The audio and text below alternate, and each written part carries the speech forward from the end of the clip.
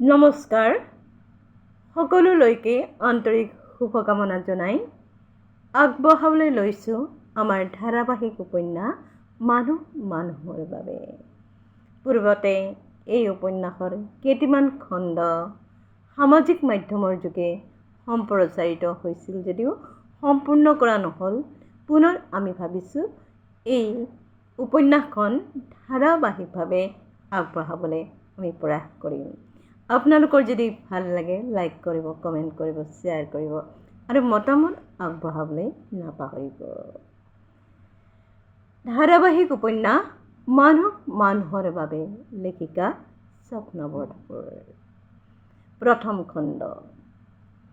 ঠৰঙা শীতত দাঁতে দাঁতে ঠেকা খোৱা গভীৰ ৰাতি।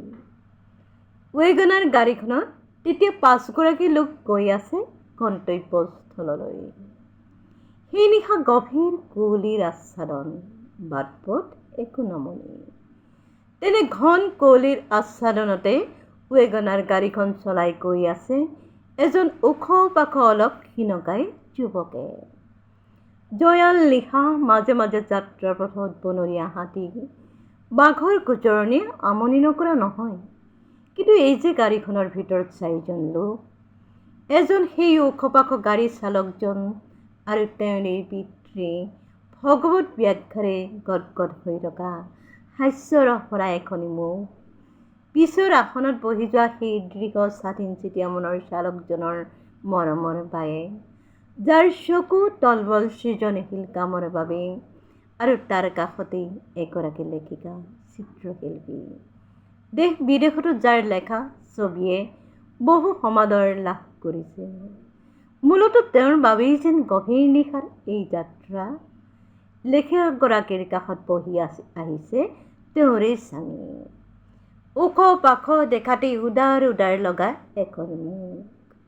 গভীৰ নিশা, ঘন কুঁৱলীৰ আচ্ছাদনৰ মাজত এই মুখকেইখন যেন বৰ আপোন ইজনে সিজনৰ। যেন কোনোবা সুৰহিত, কোনোবা অন্তৰংগ বন্ধু, কোনোবা আত্মীয়, যুগ যুগান্তৰৰ। দৰাচলতে সেই যে গভীৰ নিশা, গভীৰ বিশাল অৰণ্যখনৰ অলপ ওচৰতেই থকা মূল ৰাস্তাটোৰেই আহি আছিল ৱেগনাৰ গাড়ীখন। সেই অৰণ্যখনেই আছিল যোৰহাট জিলাৰ প্ৰখ্যাত সেই গিবন অভয়াৰণ্য। হলৌ বান্দৰৰ বাবে মূলতঃ বিখ্যাত এই অৰণ্য। প্ৰায় 7টা প্ৰজাতিৰে হেনো বান্দৰ আছে এই অৰণ্যত। নিশা বিচৰণ কৰা লাজুকী বান্দৰ, ইয়াৰ অতি প্ৰখ্যাত গিবন অৰ্থাৎ হলৌ বান্দৰ, যাৰ জীৱন প্ৰণালী বহু অংশ মিলি যায় মানুহৰ সতে। এই যে স্বগোত্ৰৰ সতে যুগ্ম জীৱন আৰম্ভ নকৰা, মাথো এবাৰৰ বাবেই যুগ্ম জীৱনত নমা, সঁচাই ভাল লাগে। ভাল লাগে ভাবি বন্যপ্ৰাণীৰ মাজতো এনে নিয়ম শৃংখলা দেখি। ৱেগনাৰখন আহি ৰৈ গ'লহি মৰিয়নি জংচনত। গাড়ীৰ পৰা নামি পৰিল সেই লেখিকাগৰাকীৰ লগত তেওঁৰ স্বামী। অলপ সময়ৰ পাছতে উজনি ফালৰ পৰা আহিব কামৰূপ এক্সপ্ৰেছ। এই এক্সপ্ৰেছৰে শীততাপ নিয়ন্ত্ৰিত কক্ষৰ যাত্ৰী হ'ব সেই লেখিকাগৰাকী আৰু তেওঁৰ স্বামী। ট্ৰেইন যাত্ৰীসকলৰ মাজৰ তেওঁলোকো হৈ পৰিব এক অভিন্ন অংগ। প্ৰতিক্ষণৰ সুখ দুখৰ সমভাগী, ভাৱেৰে কথাৰে সহযাত্ৰীৰ বুকুৰ ভাষা ৰুমেৰে। তাৰো আগত এই যে এটি পৰিয়াল গভীৰ নিশা কোনো বাধা বিঘিনিলৈকে ৰেপ নকৰি থৈ গ'লহি জংচনত। তেওঁলোকক কি বুলি ধন্যবাদ জনাব এই লেখিকাগৰাকী কিংবা তেওঁৰ স্বামীয়ে?